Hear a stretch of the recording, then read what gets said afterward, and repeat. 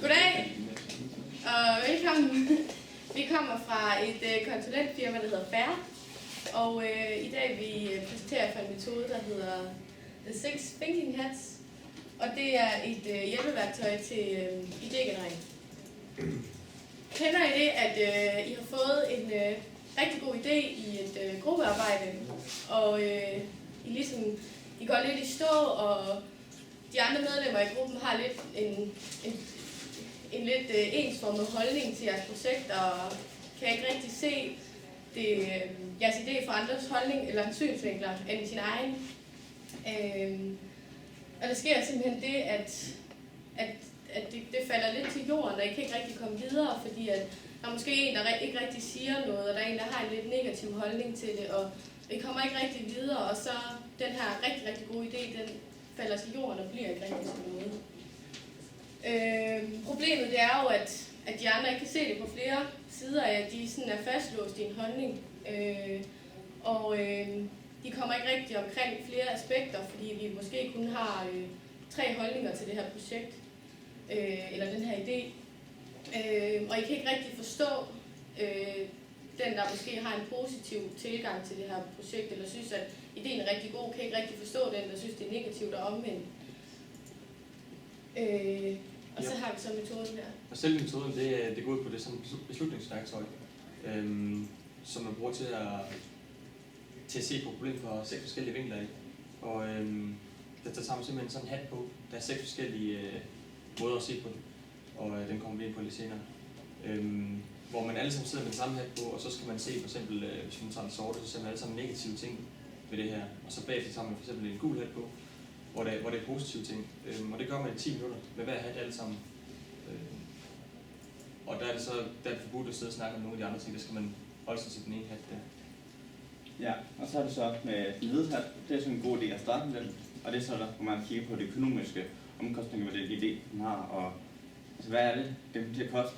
Og hvis vi skal have den her idé til at komme ud og på markedet, eller hvad kan vi så vinde ved det, ved at den bliver succesfuld, og sådan meget kommer til at tabe, hvis det nu falder jorden, end det man har.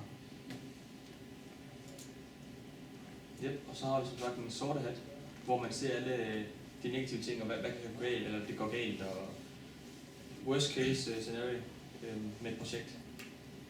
Og så har man en god bagefter der. Det er en god idé at have en gul hat bagefter, fordi den er lige den diametrale modsætning til den sorte. Her ser vi alle de positive ting, mulighederne i en idé, og kommer omkring, hvad er det bedste, der kan ske ved den her idé, hvis vi fører den ud i livet. Så har vi den røde hat. Den røde hat, der snakker vi ud fra følelser. Hvordan føler vi med den her idé? Det er meget mavefornemmelsen på ideen. Synes vi, det er en god idé? Hvad føler vi omkring det? Hvordan føler organisationen omkring det, og de personer, der er involveret i det? Altså, det er meget følelsesbaseret snarere end fakta. Ja, og så er det så en grønne hat. Og det er så den kreative hat, og det er sådan, hvor man så i gruppen kommer til at snakke om, hvordan kan vi videreudvikle den her idé. Bare bygge på og snakke om, hvordan den kan blive større, den idé, man har til et stykke legetøj, hvordan man kan videreudvikle den genre, og hvad der kommer mere på i, altså fra, ligesom i Harry Potter, hvor man så først har Hogwarts-slottet, og så får det karakter på og videreudvikler hele den verden, der er i Harry Potter, som for eksempel. Og så bare komme med i idéerne, bare kommer. Det skal bare sådan, alle de idéer, man har, det skal man komme ud med i den her hat. Og så har vi den blå hat, og den blå hat, det er den hat, man slutter med, fordi at det, man sådan skal tænke på, eller skal tale om, når man har en blå hat på, det er ligesom, hvor vi er nået til, men det er også den, der ligesom får en helhed ud af de foregående 5 hatte. Altså det her, hvor vi får et overblik over, hvor vi er nået til, og man stiller spørgsmål som, hvad har vi lavet nu, og hvad er det næste, vi skal lave, og sådan, det er ligesom den, der skaber en helhed, og sådan slutter. Fordelen ved den her metode, de er ret tydelige. Som Mary sagde tidligere, at når man præsenterer en idé, så kan man godt have 3 gruppe, der måske kun tænker negative tanker, og så den sidste, der er positiv, måske ikke rigtig tør at sige noget. Hvorimod med den her metode, der tænker alle sammen altid i den samme retning. Og det gør også, at man alle tør at sige noget, fordi man tænker ligesom alle sammen positivt lige nu, eller man tænker alle sammen negativt lige nu. Som alle kommer til ords på en eller anden måde, og på den måde kommer man omkring mange aspekter, for ikke at sige hele vejen rundt faktisk.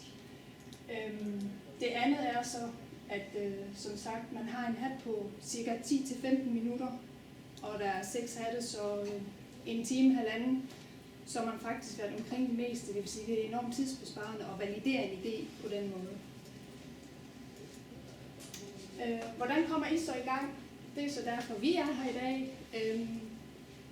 Vi tilbyder jer, hvis I vælger den her idé, tilbyder vi så at lave et workshop for jer, hvor vi vil agere som facilitator de første gange, og vi vil bede jer om at komme på nogle idéer, I måske som I kunne tænke jer at tage fat på. Og så vil vi simpelthen i en workshop guide til, hvordan I bruger det her værktøj. Så det håber jeg, I vil tænke over, og så vil vi sige tak for i dag.